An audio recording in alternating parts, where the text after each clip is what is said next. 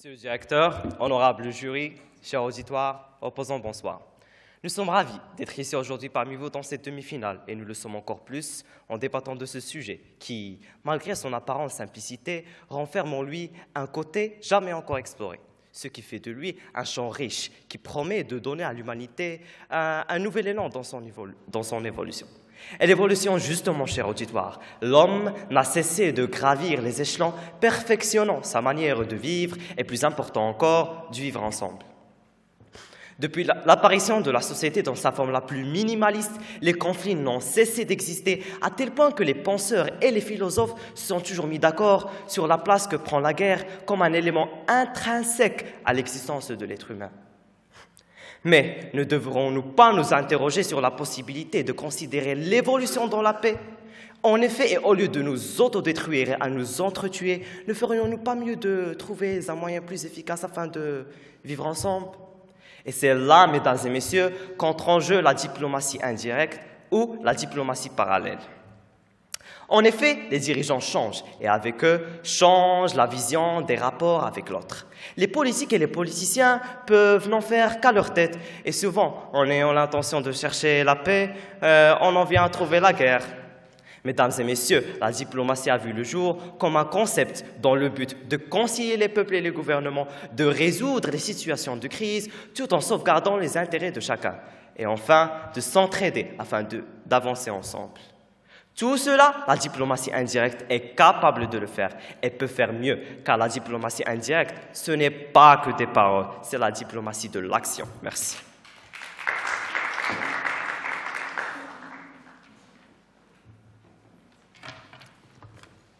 La diplomatie régit les relations inter-États, qu'elles soient régionales ou internationales. D'où l'importance cruciale d'avoir une bonne politique de relations étrangères qui se base sur une bonne diplomatie, car aucune nation ne peut aspirer à la grandeur toute seule. Mesdames, mesdemoiselles et messieurs, chère audience qui n'est pas là, monsieur le directeur, messieurs le jury, bonsoir. Nous sommes amenés aujourd'hui à comparer entre la diplomatie officielle, qui est le plus souvent accomplie par des diplomates professionnels, accomplis et qui est régie par un cadre strict, et la diplomatie indirecte, qui a le plus souvent recours à des moyens plus tortueux, qui flirtent parfois avec l'illégalité et sortent dans certains cas du cadre de la légitimité du droit international. Mais avant de nous approfondir plus sur ce propos, penchons-nous sur la notion d'efficacité. Qu'est-ce qu'une diplomatie efficace? Est-ce le cas où un pays réalise le plus de profits dans un laps de temps le plus réduit possible, quel que soit le coût pour les autres? Eh bien non. On ne peut parler d'efficacité que lorsque la relation est bénéfique pour toutes les parties impliquées. Car nous ne pouvons avancer qu'ensemble, et ce n'est qu'ensemble que nous pouvons arriver à un lendemain. Mais en se libérant des formalités, la diplomatie indirecte opère le plus souvent par la contrainte. Et en agissant ainsi, elle ne laisse aucunement la chance d'agir autrement que selon la volonté de ceux qui ont recours à celle-ci. Une réussite n'en est pas une si elle est au détriment d'autrui. Ce que vous proposez, c'est de se séparer de ces règles qui visent à garantir le respect de la souveraineté de chaque État, ces règles qui visent à garantir la volonté de chaque peuple, de garantir leur droit à disposer d'eux-mêmes, ces règles qui visent à maintenir la paix dans le monde, ces règles qui visent à développer les relations amicales entre pays, petits et grands, tout comme le veut l'article 1er de la Charte des Nations Unies. Vous savez, du haut de vos 16-17 ans, c'est très compréhensible que vous refusiez systématiquement les règles, les lois, le formel. On peut tout simplement imputer cela à l'adolescence. Mais ce que vous proposez équivaut à ouvrir la porte à l'exploitation, au secret, à la conspiration internationale. Et quoi que fût l'attrait de jouer les James Bond des temps modernes, c'est inadmissible. Merci.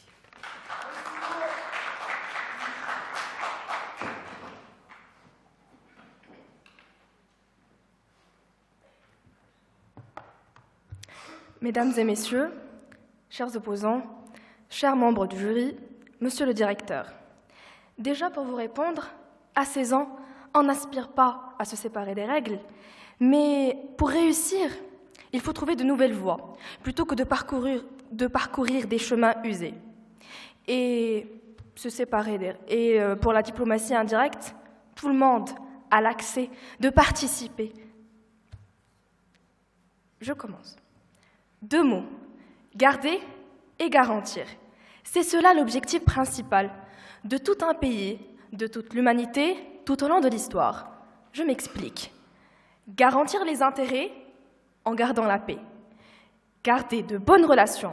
Conduire des négociations sans violence. La question qui se pose est comment exactement et quelle serait la diplomatie la plus efficace?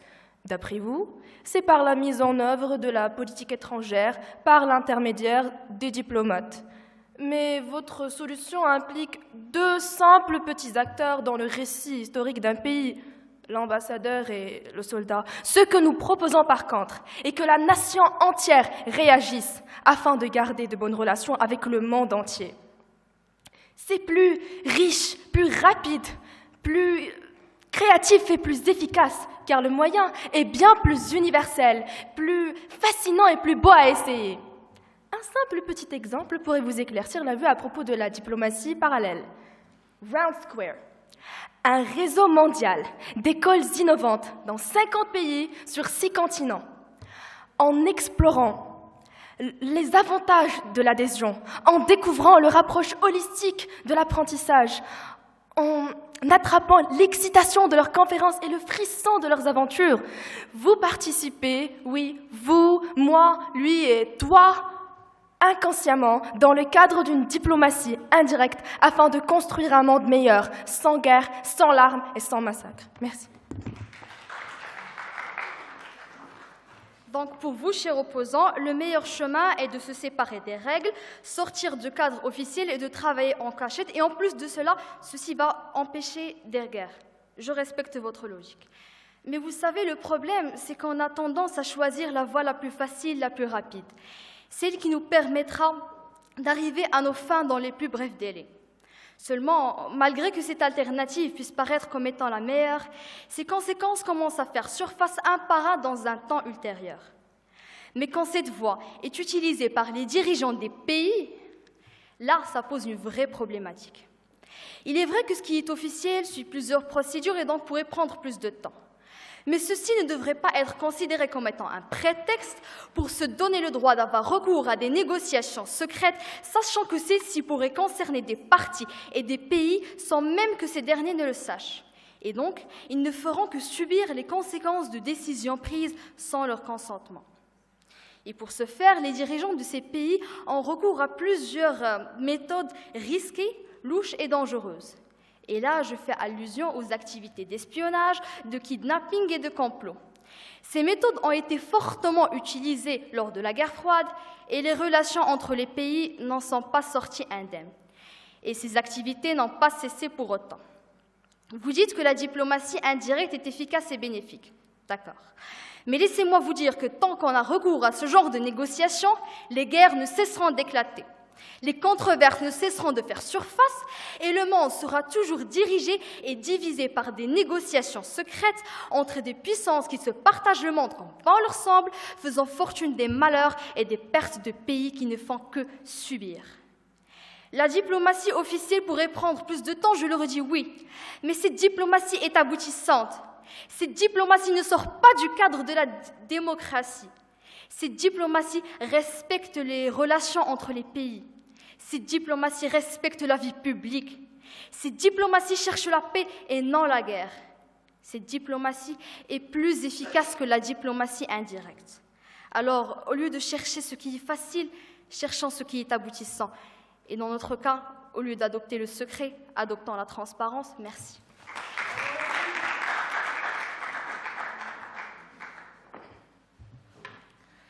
Chers camarades, honorables jury, chers opposants, bonsoir. En guise de réponse de ce que vous venez de dire dans votre introduction, justement, vous disiez que pour nous, c'est très compréhensible de défendre de telles choses, mais, chers opposants, pour vous, ce n'est pas compréhensible de défendre cette position. La diplomatie officielle n'a jamais marché au sujet du problème cubo-américain. Donc, réfléchissons un peu à d'autres alternatives. Je dis bien réfléchissons et pardon de vous demander quelque chose que vous ne savez pas faire. Vous vous arrêtez à la diplomatie officielle et si ça ne marche pas, ben tant pis, cerveau blindé et s'il n'y a pas d'autre alternative. Bon, revenons. Réfléchissons à d'autres alternatives. Et si les dossiers politiques les plus complexes passaient par la spiritualité, une voie qu'a pratiquée le pape François depuis son avènement à la tête du Vatican. Il nous a démontré que la spiritualité peut réussir là où échoue la politique. Il va au Cuba, aux États-Unis, prend des positions et paf, les relations cubo-américaines reprennent. Est-ce une diplomatie officielle? Non. La diplomatie officielle a-t-elle abouti à réconcilier les deux pays? Eh bien, la réponse est la même que si je vous demandais si vous aviez réussi à nous convaincre ou convaincre notre cher auditoire. Non, chers opposants, non. Maintenant, je vous donnerai une analogie au domaine médical. Le virus est un problème qui doit être résolu à tout prix. Mais comment? Si la question est destinée à vous, chers opposants, je devine que la réponse sera d'utiliser un médicament qui attaquera directement ou en d'autres termes, officiellement, le virus. Eh bien, soyez sûrs que ça ne marche jamais. La preuve, c'est que les médecins se sont demandé cette même question bien avant nous et ont déduit que la façon la plus efficace est d'utiliser soit le vaccin qui fait habituer le corps à contrer le virus indirectement, soit utiliser des calmants tels que le paracétamol qui calme la fièvre et aide le système immunitaire à attaquer aisément le virus. Déduction, si vous défendez encore le même point de vue, ce qui est presque impossible après tous les arguments qu'on vient de citer, et si vous avez la moindre particule dans votre cerveau qui vous incite à faire de la médecine, vaut mieux la combattre, car je n'y vois pas un avenir brillant pour vous. Que voulez-vous contredire? Une loi universelle ou une vérité générale? Par quoi voulez-vous contredire? Les chiffres, ils ne sont pas à votre faveur. Les arguments, vous n'en avez même pas. Persuadés, nous ne sommes pas stupides. Tout simplement, vous ne pouvez pas contredire. Et je vous demande, par gentillesse de ma part, de nous rejoindre. Merci.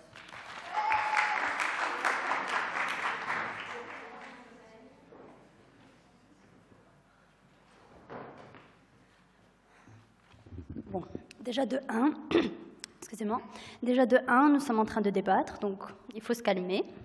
Et puis, chers opposants, on ne dit pas que ce qui est officiel est la seule possibilité.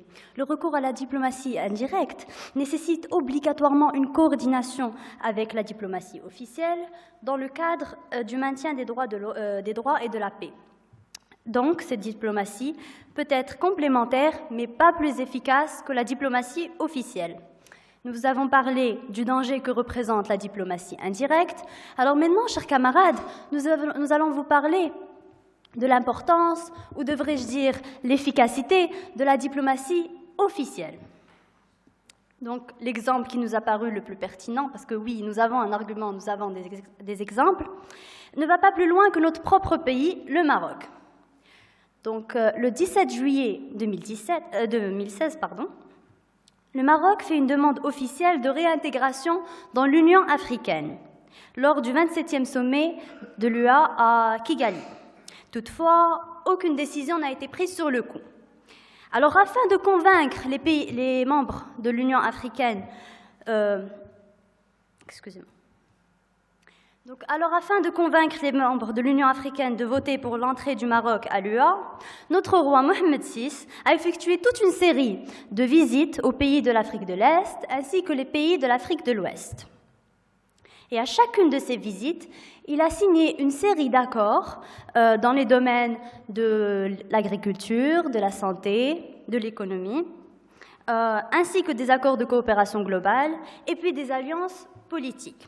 Donc, en résumé, toutes ces visites, tous ces accords, toutes ces formes de coopération internationale ont permis au Maroc de rejoindre l'Union africaine le 30 janvier 2017.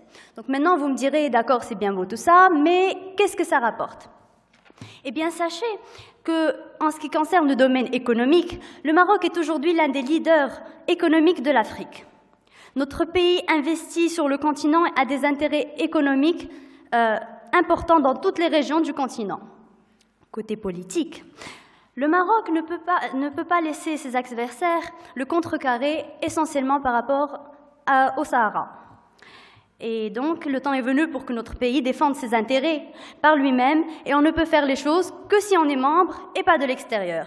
Donc la meilleure façon de défendre nos intérêts, mesdames et messieurs, n'est pas en continuant à mesquinement faire la guerre à l'Algérie, la guerre silencieuse à l'Algérie, mais en faisant reconnaître régionalement, globalement, la marocanité du Sahara, directement, officiellement, la tête haute au vu et au su de tout le monde. Merci.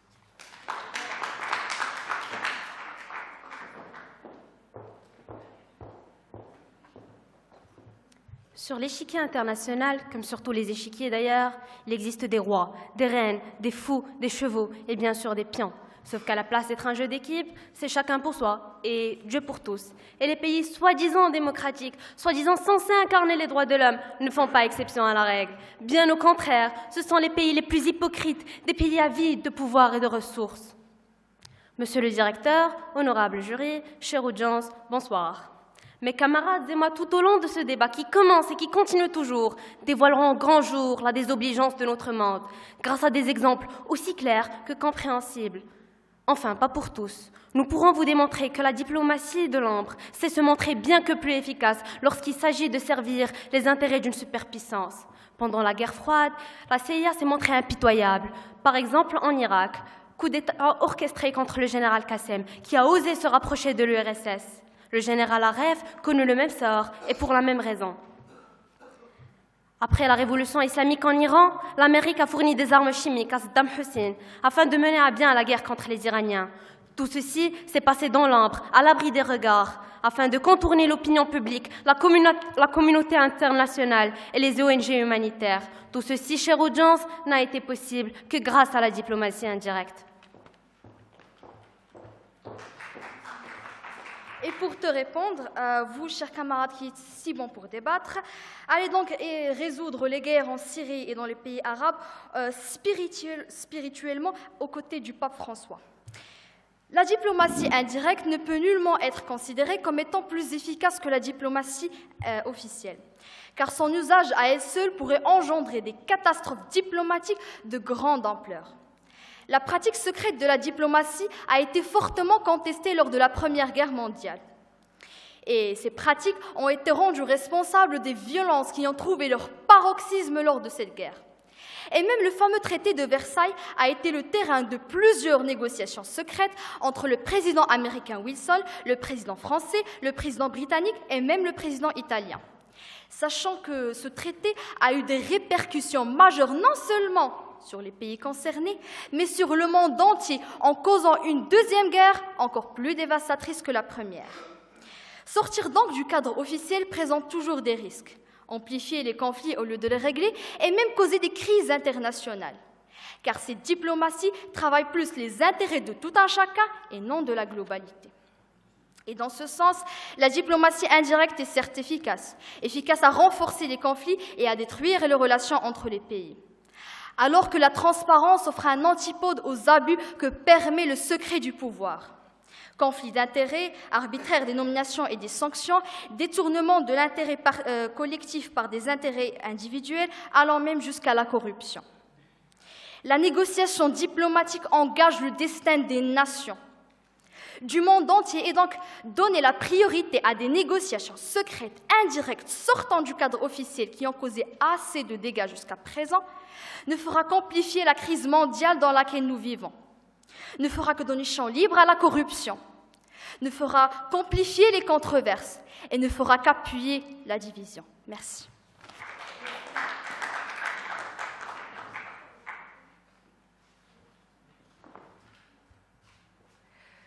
Chers camarades opposants, je vous ai donné un exemple où la spiritualité a réussi, où échoue la politique.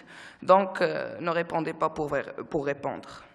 L'intégration du Maroc à l'Union africaine, un titre intéressant qui nous suscite à nous demander comment ça s'est passé. Certains analysent superficiellement et se croient réfléchir, et disent que cette dernière année, notre souverain a effectué d'innombrables visites aux pays africains. C'est ce qui a fait que sa demande a été acceptée. Mais 1000 fois non, chers opposants. Ça se préparait pendant des années. Vous ne voyez pas, le Maroc n'a jamais coupé ses relations africaines. Sur le plan économique, c'est la concentration des banques et des compagnies marocaines en Afrique qui nous a aidés. Au côté spirituel, c'est la formation des imams. Au plan humanitaire, c'est l'apport des nutritions et des tonnes d'aide. Et la diplomatie officielle ne vient qu'à la fin, comme quoi notre intégration à l'Union africaine est faite officiellement. Maintenant, imaginez, chers opposants, car imaginer est un peu plus facile que réfléchir, donc je pense que vous avez quelques habilités à le faire. Imaginez que je suis un étranger, peu importe ma nationalité, et que je ne connais pas vraiment le Maroc, jusqu'au jour où je rencontre un Marocain qui me raconte des faits sur le Maroc. Dans son arrière-pensée, il veut m'inculquer l'amour de son pays, parce que lui, il est conscient de la force et de l'influence que cela va créer. J'étais tellement attiré que je voudrais absolument savoir plus. Je tape sur Internet Maroc, et par hasard, je trouve à la une que l'équipe nationale marocaine vient de gagner 4-0 contre l'Espagne. Ça, c'est un rêve, mais j'ai bien dit imaginer. Je passe au volet images, et là, il y a les œuvres d'art marocaines, tapis, tableaux, sculptures, et je passe au volet vidéo, et c'est leur culture, leur tradition, leur chant. Le Marocain que j'ai rencontré m'invita après une période où on s'est lié d'une forte amitié au Maroc. J'accepte, je pars, et là, je rencontre des gens très gentils, respectueux, ouverts et accueillants. Quand on est passé à table, je fus ébloui par la saveur et le goût de leur cuisine magnifique. J'ai su après que c'était le deuxième pays au monde dans l'art culinaire. Je construis des relations fortes avec ce pays, donc dont je suis vraiment tombé amoureux. Cette histoire n'est que celle d'un seul individu dans le monde. Alors, imaginez l'effet que pourraient laisser tous les Marocains. Tandis que la diplomatie officielle s'adresse au gouvernement, la diplomatie indirecte cible ceux qui les mettent en pouvoir, les peuples. Ça, c'est de l'efficacité. Et ça ne peut pas être fait par des ministres ni par des consulats. Alors, soyez persévérants et studieux, car c'est peut-être vous, les diplomates de demain. Merci.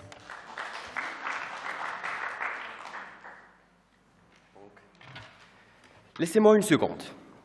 Vous qui osez douter de notre capacité à réfléchir, vous proposez que tout le monde s'improvise du jour au lendemain diplomate et puisse ainsi résoudre des crises d'ampleur internationale. Bien, moi, je respecte votre avis, même si ça me fait franchement rire. Et pour votre information, nous ne sommes pas contre toute diplomatie indirecte, mais nous visons plus à vous mettre en garde contre la dangerosité que cela implique, pour toutes les occasions d'exploitation que cela engendre. Car quand j'ouvre un atlas et que je regarde la carte du monde, je vois de la tragédie. Et je ne peux m'empêcher de me faire emparer par une forte tristesse. Car je vois une Afrique qui dispose des ressources naturelles les plus riches de la planète, à voir la population mondiale la plus pauvre. Je vois un monde arabe à feu et à sang. Je vois un Irak qui pense ses plaies suite à la guerre du pétrole.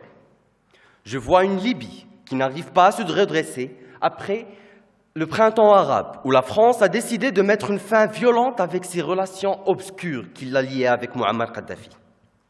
Je vois une Syrie déchirée, théâtre d'une guerre froide bis entre Washington et Moscou, où la politique américaine d'armement des rebelles a même laissé l'occasion à Daesh de s'établir et de régner sur les piles de corps. Je vois une Palestine décharnée, mais cette histoire n'a rien de nouveau. En 1916 déjà, la France et la Grande-Bretagne se partagent les carcasses de l'Empire ottoman. Et lors de l'accord Sykes-Picot, la France laisse la Palestine mandataire à la Grande-Bretagne qui décide de confisquer les terres pour la création d'un État national juif. Le conflit bat toujours son plein. Tous ces chapitres sombres de l'histoire, toutes ces crises internationales, tous ces désastres, ont été causés par une chose. Il y a un point commun entre eux, c'est que les hommes au pouvoir ont décidé de recourir à une diplomatie alternative, car ils trouvaient que les négociations officielles étaient plus contraignantes et pas assez fructueuses. Il est vrai que la diplomatie indirecte permet des choses impossibles par la diplomatie officielle, mais parmi ces choses-là, il y a catastrophe. C'est pourquoi la diplomatie officielle est le principal moyen pour conserver la paix. Ce que vous proposez peut être complémentaire, mais on ne peut en aucun cas se baser là-dessus. Merci.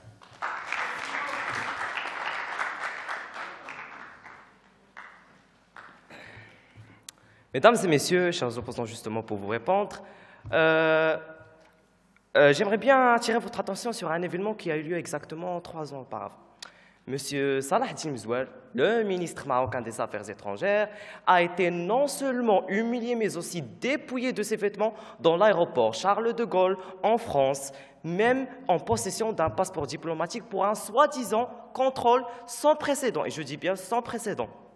Quelle efficacité! Chers opposants, regardez ce que fait votre diplomatie officielle. Elle dépouille les ministres de leurs vêtements. Cet acte injustifiable est une atteinte à la diplomatie du Maroc en personne et à son image. Chers opposants, justifier cette action ne fera qu'aggraver les choses parce que même si le ministre des Affaires étrangères avait une bombe atomique dans ses affaires, il ne doit même pas être fouillé. Bref, monsieur le directeur, honorable jury, cher auditoire, rebonsoir. Comme on le sait tous, la diplomatie indirecte existe sous plusieurs formes. L'art, le théâtre, la musique, comme l'a signalé mon camarade, mais aussi le sport. Oui, cher auditoire, le sport ou la diplomatie sportive participe elle aussi dans l'évolution des pratiques diplomatiques. D'abord, le sport est une langue universelle, une chose que nous avons tous en commun. C'est une pratique qui transcende les frontières, les clivages politiques et les appartenances religieuses, ne reposant sur aucun d'eux afin de s'établir comme une seule base commune. Et ça, vous le savez très très bien, chers opposants. Maintenant, un petit retour en arrière, pendant la guerre froide, comme vous l'avez d'ailleurs cité, et plus précisément pendant les années 70. Là, à une époque où les relations sino-américaines étaient à un point mort. C'est autour d'une table de ping-pong que se fait le rapprochement entre 2 ennemis héréditaires, justement, la Chine et les États-Unis. Cela s'est déroulé, bien sûr, à la Chine plutôt. Certes. Mais, heureusement ou malheureusement pour vous, chers opposants, les 2 joueurs influents dans leurs 2 pays respectifs ont noué une amitié qui, grâce à elle, a permis le rapprochement des 2 pays. Résultat, 1 an plus tard, le président des États-Unis à l'époque, Richard Nixon, effectue une visite en Chine, toujours sous le même cadre. Voilà, chers opposants, c'est pour vous montrer que c'est grâce à la diplomatie indirecte que l'on a établi ce terrain fertile où la diplomatie officielle, elle, a pu évoluer. Vous qui dites que pendant la guerre froide, la diplomatie indirecte n'a pas réussi.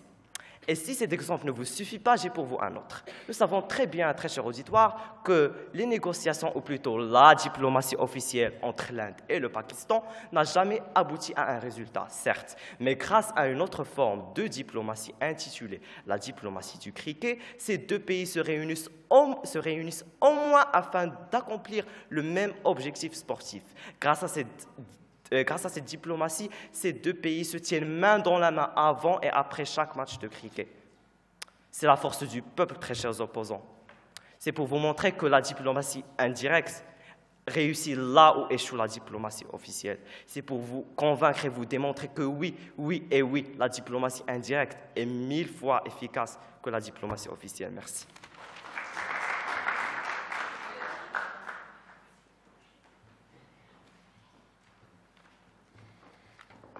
Alors, chers opposants, l'incident que vous avez cité est une erreur diplomatique. Vous ne pouvez pas vous baser là-dessus pour remettre en question les règles de la diplomatie.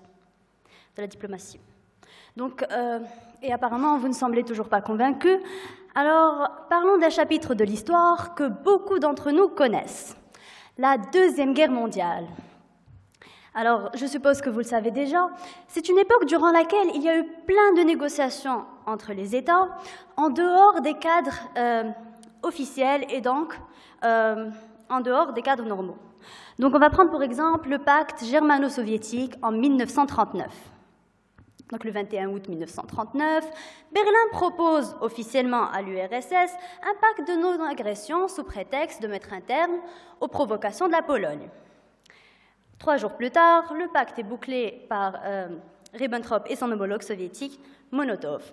Donc, ce pacte selon lequel l'Allemagne nazie et l'Union soviétique s'engageaient à ne pas s'attaquer mutuellement comportait en réalité un protocole secret qui prévoyait la partition de la Pologne ainsi que du reste des pays de l'Europe orientale.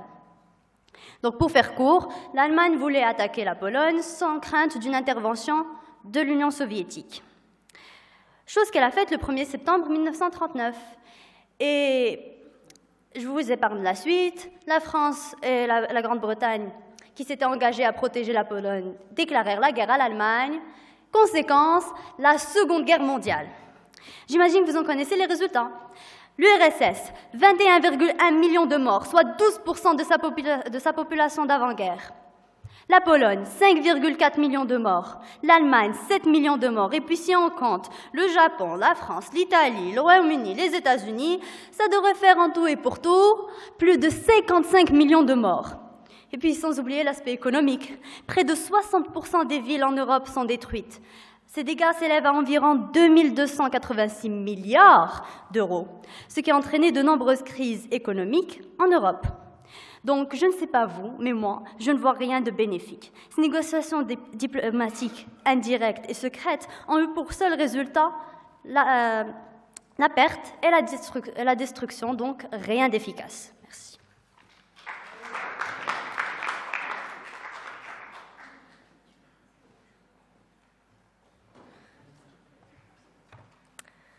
Mesdames et messieurs, chers opposants, excusez-moi de vous dire que la diplomatie indirecte est la meilleure voie pour éviter la catastrophe causée par la diplomatie officielle. C'est un art qui requiert une si constante dignité, tant de majesté dans le maintien, tant de calme, car elle est forte, mais pas dangereuse. Rien n'est plus dangereux que de parler de paix en amateur. Chaque fois que le désir de paix a atteint une certaine intensité, on a eu la guerre. La diplomatie indirecte, c'est un art de résoudre le problème. Et on ne peut pas attendre 20 ans afin de résoudre ces conflits. Vous ne voyez pas les gens qui meurent dans les histoires de conflits. La diplomatie officielle n'est pas plus aboutissante et notre monde plein de conflits n'est pas le meilleur exemple pour vous. Maintenant, j'ai une petite question à vous poser. Combien de fois, lors de votre enfance, votre adolescence, pendant toute votre vie, vous avez entendu à la radio, la télévision, partout, que les diplomates n'ont pas réussi à régler le problème et que, malgré tous les efforts de réconciliation, les négociations ont échoué. La réponse est bel et bien évidente. Des conflits majeurs perdurent encore dans une grande partie du monde, notamment, comme vous l'avez cité, l'Irak, l'Afghanistan, le Nigeria, la Syrie, des pays où les guerres majeures ont lieu actuellement. Si une simple réunion entre les ambassadeurs pour régler le problème, on ne verrait pas des milliers de femmes, enfants et civils tués et massacrés comme ça. Ce n'est pas la diplomatie indirecte qui cause ces problèmes, mais c'est la diplomatie officielle.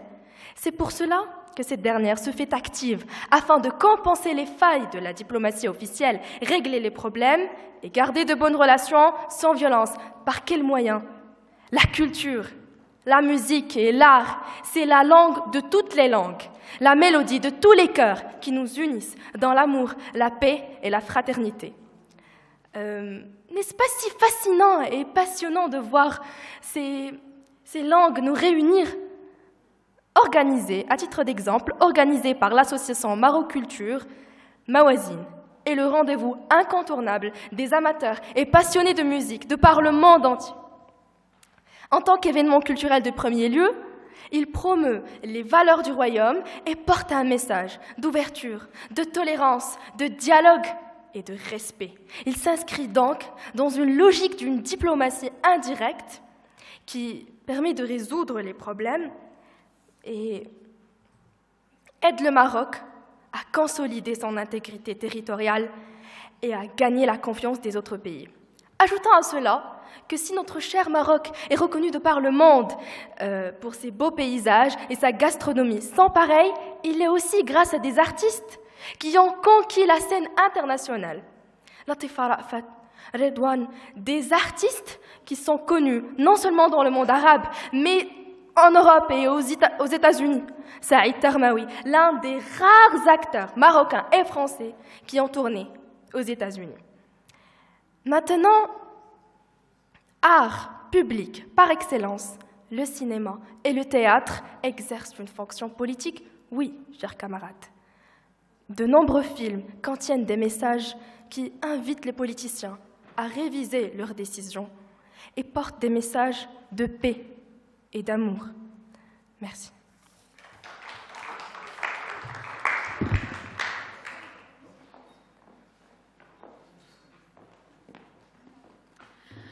Alors, chers opposants, vous savez, Nixon n'est pas si bon en ce qui concerne l'indirect.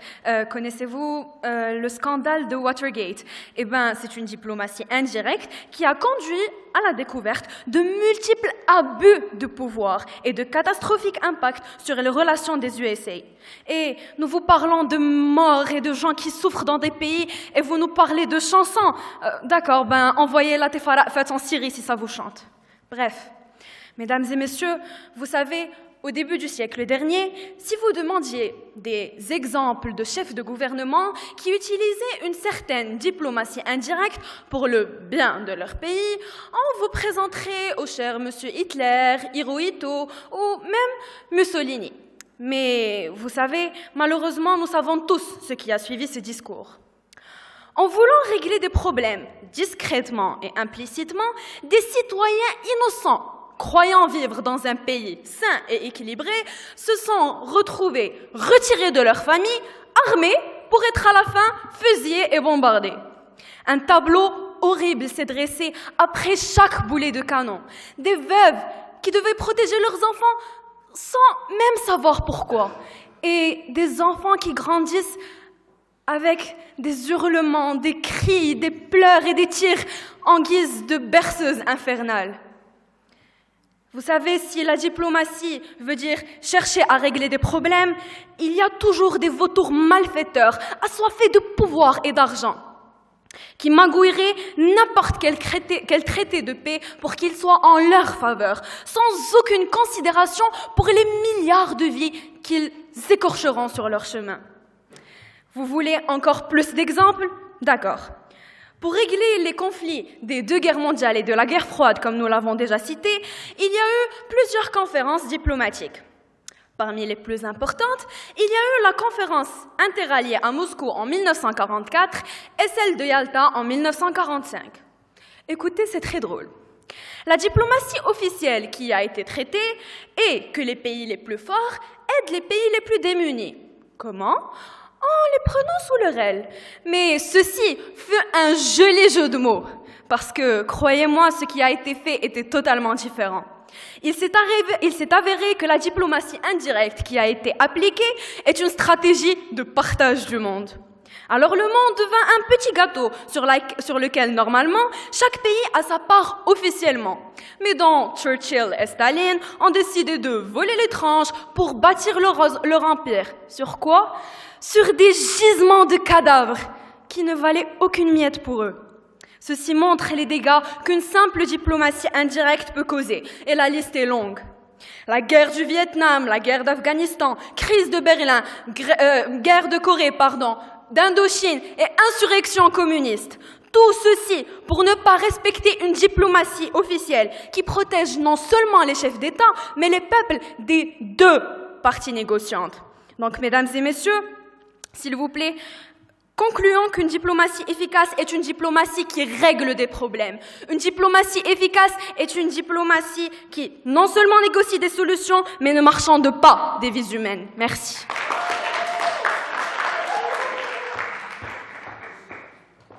Ah oui, chers opposants, la pauvre Afrique justement, riche de ressources mais souffrant le plus dans le monde. C'est exactement les rencontres entre les chefs des pays sur un buffet qui les ont résolus. On vous a demandé d'imaginer, mais là vous en abusez. Penser à l'histoire humaine revient sûrement à évoquer les guerres et les conflits, événements majeurs de celles-ci, mais aussi nous viennent à l'esprit tous ceux évités, bien plus nombreux. La guerre n'est autre que l'échec de la diplomatie, et l'on ne peut dénombrer les désastres qu'a pu contourner l'humanité, rien que grâce à la diplomatie indirecte. Car oui, chère audience, seule la diplomatie de l'ombre est capable d'établir la stabilité des relations entre les pays, exploitant l'économique, le social, le culturel, le spirituel, visant les peuples et les réunissant. Seule a le pouvoir de fonder un accord durable et fondé sur de bonnes bases. Monsieur le directeur, honorable jury, chère audience, encore un débat qui touche à sa fin, et petits sommes-nous dans ce monde, mais je suis sûre que nos mots ne sont pas allés en vain. Vous constatez sans doute l'ampleur de notre sujet, et ceci pas seulement grâce à un argumentaire recherché et travaillé avec dévouement, mais aussi par l'évidence de notre position.